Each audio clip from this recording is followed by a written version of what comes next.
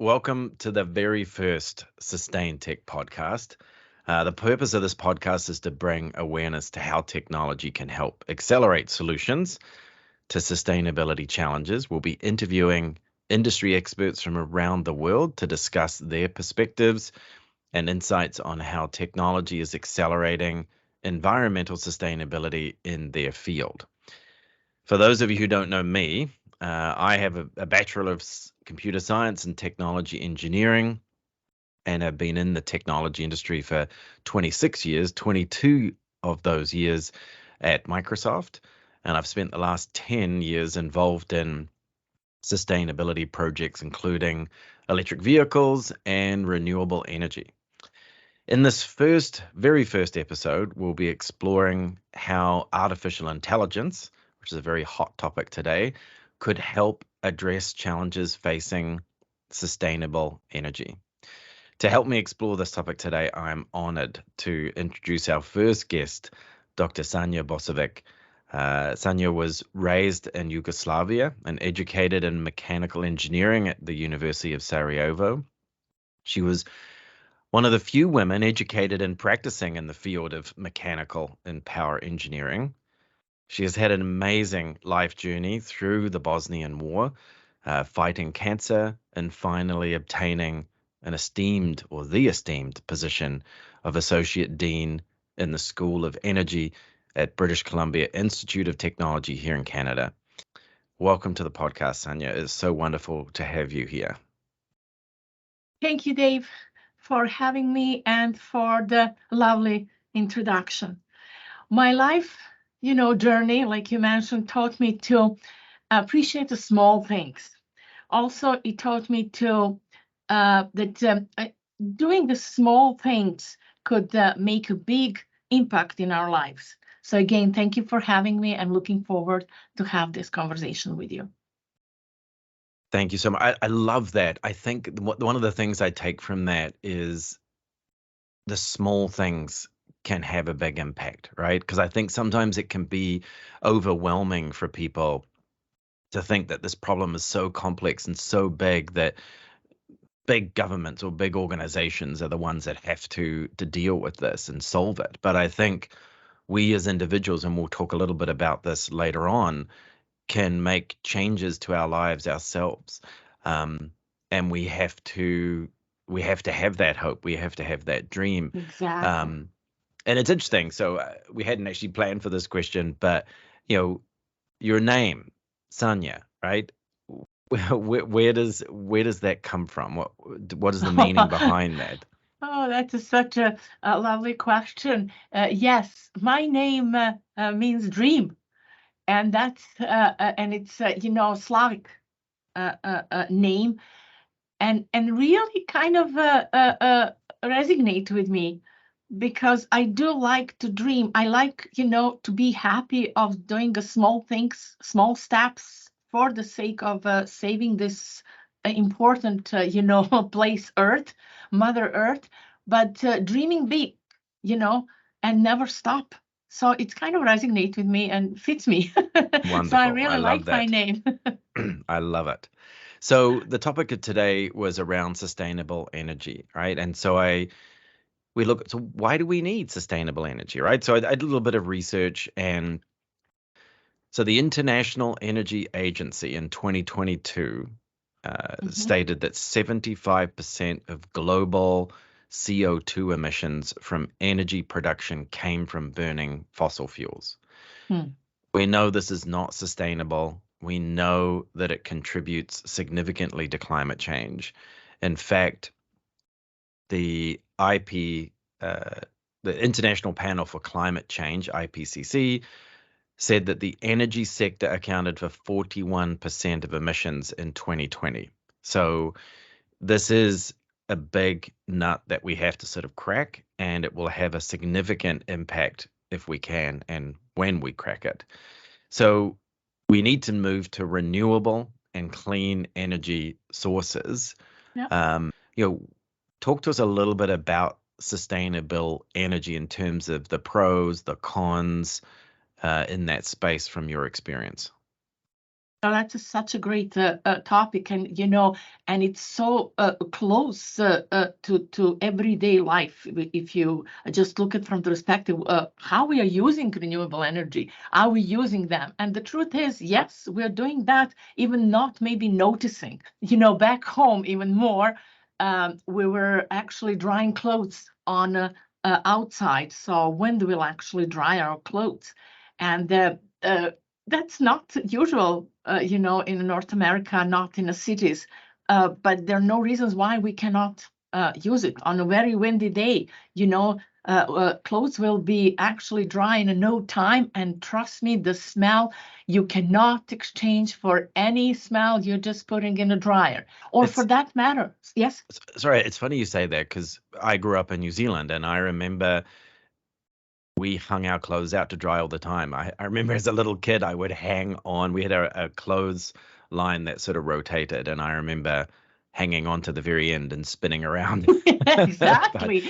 But yeah, I remember when I came here to North America that not a lot of people hang their clothes to dry.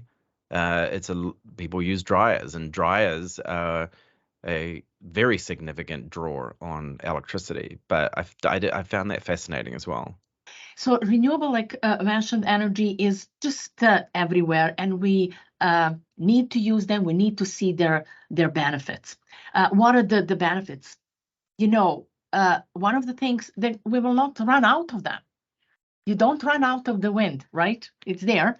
You're not going to run out of solar energy or hydropower or hydrogen for that matter, or a biofuel. They're all there and they're consistent. So it's just a matter of finding them and utilizing them in the best possible way.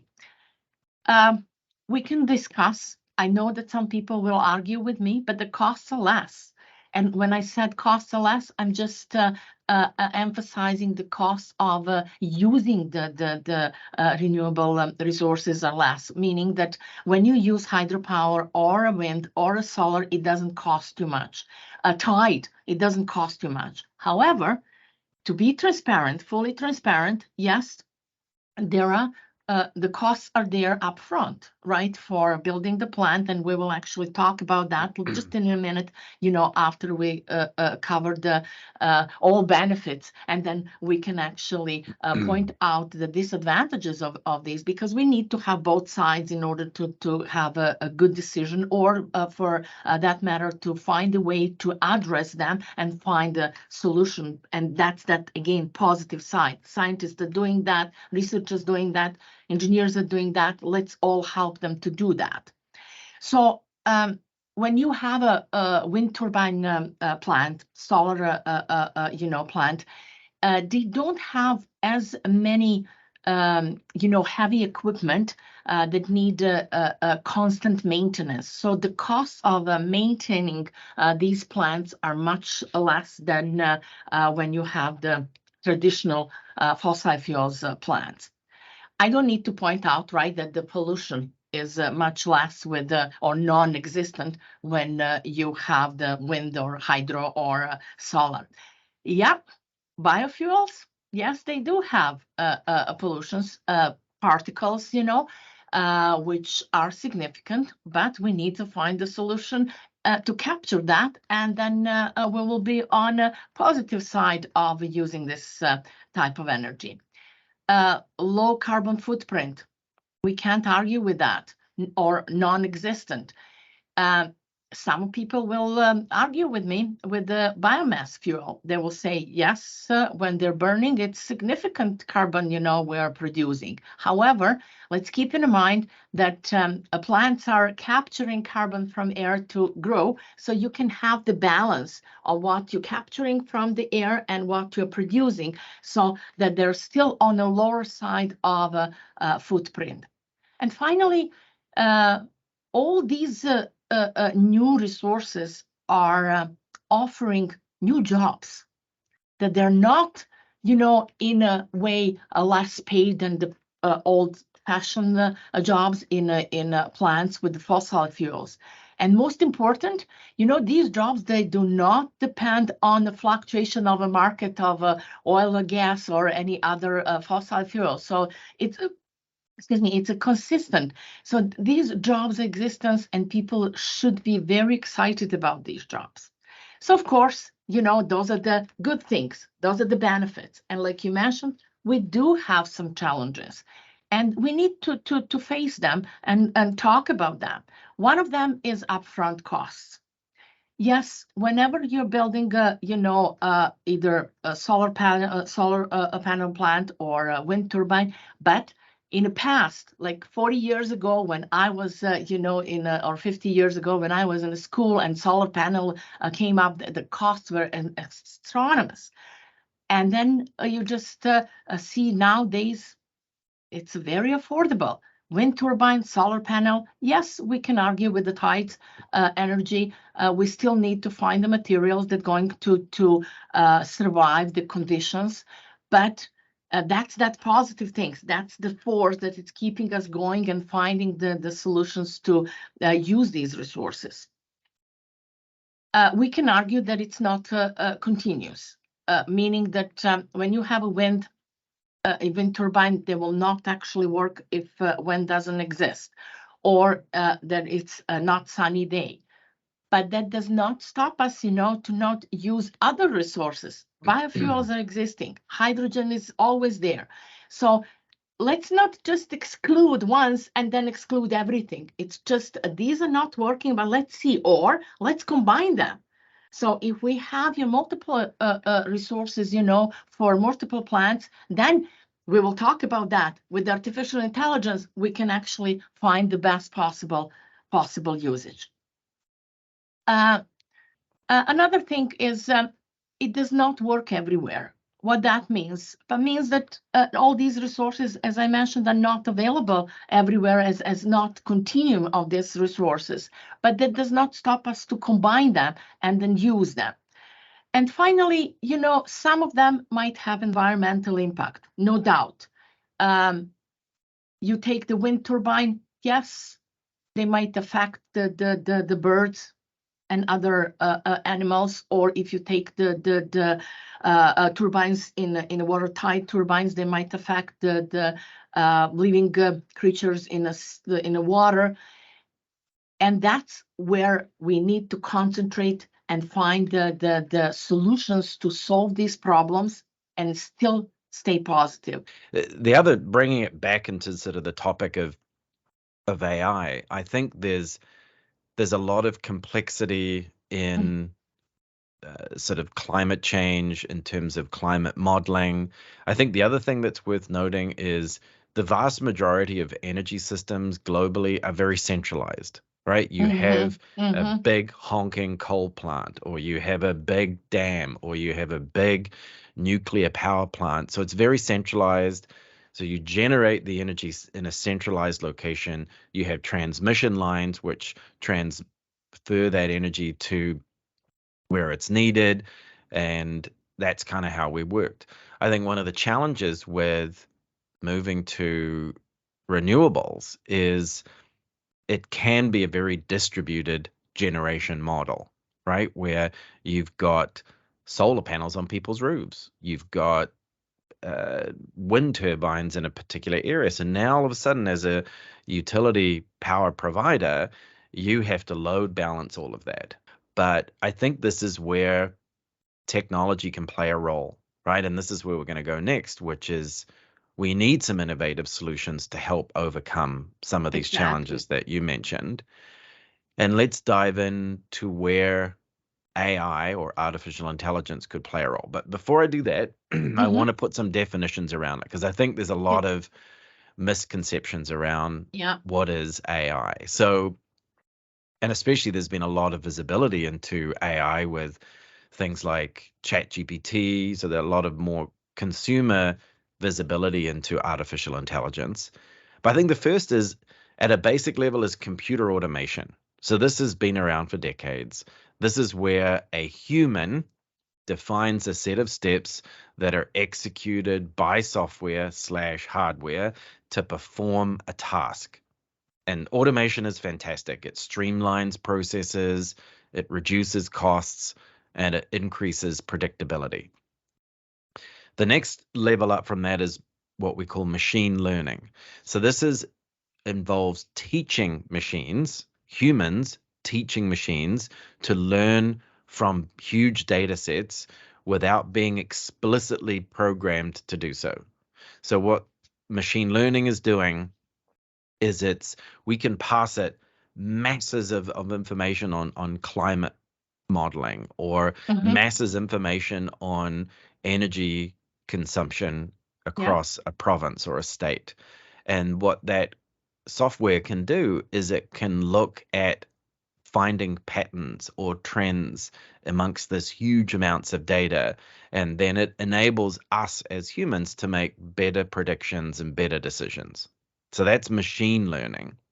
And then lastly is artificial intelligence, which is where machines can perform tasks that typically require human intelligence, like visual perception, like analyzing imagery or videos, speech recognition, decision making, or natural language processing, which we're seeing in ChatGPT. So it involves the development from humans of algorithms and systems that can then reason, learn, make decisions based on these masses of data sets. And so when we think about that, right, and the challenges that you brought up earlier, where do you see AI, machine learning, automation playing a role in helping? Is to use artificial intelligence software, to combine these decentralized energy sources and manage them in a way that to send the energy when it's needed, and then to store the energy when it's not needed, so that we're not wasting the energy. And I kind of don't like control, but rather guiding or managing the whole system. And that's the same thing with the storage. Either you're storing energy in facilities of or homes or cars. You're actually using the energy really when it's needed, and you keeping inside. Very simple for all audience. When you don't need the energy. That's where I really see the benefits,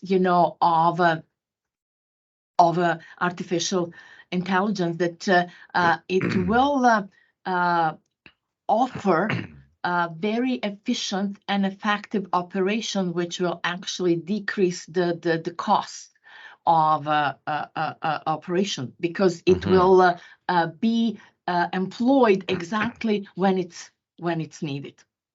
I think I wanted to bring up another scenario where, so I was working with a utility a few years ago, and they came to us and said, climate change is impacting our business. And I said, that's interesting. How is that happening? And they said, well, we're a hydro-based generation, and a lot of that is it snows and ice in the winter, so is stored up in the mountains, and then as spring happens, that melts and becomes energy. And they're saying, well, it's melting sooner because the Earth is sort of warming up. And then the other thing we're noticing is climate change is impacting our demand, because it's getting hotter for longer in the summer. So we're seeing more people use air conditioning. And in the winter, it's getting longer and colder because of climate change. So there's a lot more heating that's happening. And we need a better way of predicting that, so that we know that we're going to be generating enough electricity. Plus, we sell a lot of the electricity that we generate to neighboring provinces or states. And this is a story that you could insert country here, because this is something that's done all around the world.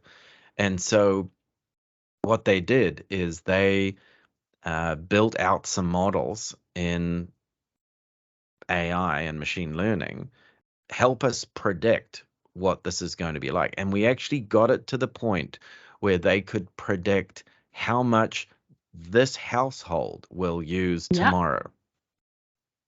Yeah, I think another area is not only generation, but also the consumption side. One story I'll share on a personal level from me was I installed a smart thermostat a Yeah, few years ago in my home, and it uses a feature with a motion sensor, so it will be able to detect whether we're at home or not. And if it detects that we're not at home, it'll slightly reduce the temperature in the home. And I sat down and calculated that it basically paid for itself within 3 months, and now it's saving us $500 a year. So there's quite meaningful ways that we can reduce our energy consumption as well. We talked about earlier around um, hanging clothes out to dry instead of using the dryer. Another way is using a cold wash instead of a hot wash. exactly. Um, and so there's lots of little things that we can do. I might put a link in the description of the video actually of things that you can do individually to help. One of the sections I want to move to now actually is being a leader, Sanja, in the education space. For folks that are listening to this podcast who are maybe parents or students, what should they be thinking of preparing themselves or their children for a job in this space, which is growing rapidly? BCIT, we have several, ways to do that for both parents and, students. We have big info.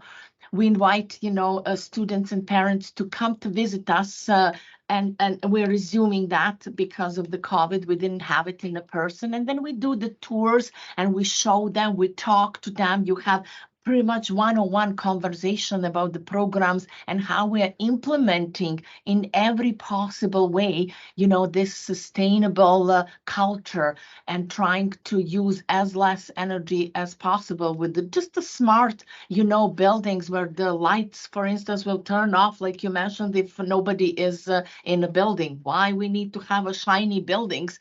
It's yes, it's very nice and fancy, but it's a lot of energy, and we calculate it, and it's 10% of our consumption. So that's just important for us to decrease the heating and light. So we show by example.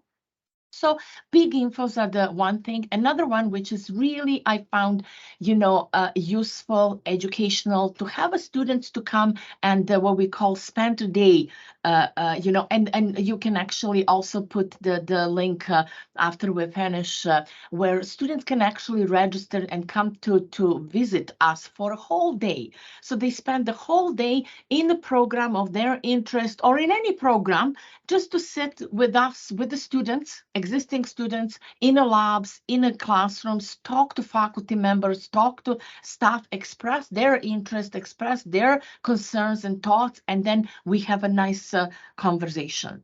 Another thing, we have amazing, it's just for every person, it's a public things. We have amazing living lab. We do that, at BCIT, trying to have a living labs. So that we can show by example. And one of them is what we call smart grid, where on a parking lot, we have a roof, with the solar panels that they're charging EV chargers to charge the electric vehicles. Such an amazing, a way to demonstrate of renewable energy, and then demonstrate, and you can actually see that all chargers are pretty much full all the time, which is really inspiring. So I really like that one. Or in a School of Energy, what we have a we call it Sears Center for Energy Education Research. I always need to, or Spartan, and in a collaboration with our great industry partners, Spartan, we're going to put together the platform, artificial intelligence, platform that will be controlling two processes in instrumentation department and two boilers, in order to have them operate the most effective and efficient way. Because, there is a known things. When you don't understand things, you're starting to be afraid of that, and then you're just backing off. BCIT also has Institute of Sustainability with our Jenny Moore as a director, and I really encourage people to contact her and talk to her, not only from the perspective of research projects and so on, but from the perspective how BCIT, in a collaboration with this institute, applying the sustainability principles, and how this institute and Jenny helping all faculty members to implement the principles of sustainability. And I love that. So our audience is a global audience, and I think the story that you tell is probably going to be very similar to other tertiary educations throughout the world. So, if you are listening to the podcast today and you're a parent or a student, I think that there is significant growth in this space. I think I read the other day that there's now higher growth of new jobs in green energy than there is in fossil fuel jobs. So this is a really, really good space as a parent for you to sort of encourage your child if they are interested in this space. Contact your local university or Institute of Technology or Polytechnic and see what programs that they have available. What sort of prerequisite courses do they need to be taking as they go through high school to make sure that they're ready to hit the ground running, and there's a very, very bright future for them. I think that would be my message as well. Thank you so much for your time today. Thank you, Dave. Thank you for having us, and let's hope for the best and let's stay positive. Indeed. I love it. So listeners, if you have any questions for myself or Sanja, please don't hesitate to pop them into the comments. I'll look after that. If you've got topic suggestions for podcasts that you'd like me to explore, pop them in the comments. Stay tuned for our next Sustain Tech podcast, which will be coming out very soon. Once again, thank you so much, Sanja, for your time. It was such a joy talking to you, and I love the positiveness. Just do small steps. I think we're going to do this together. Thank you. Thank you. Thank you, Dave, and good luck. All righty. Thank you.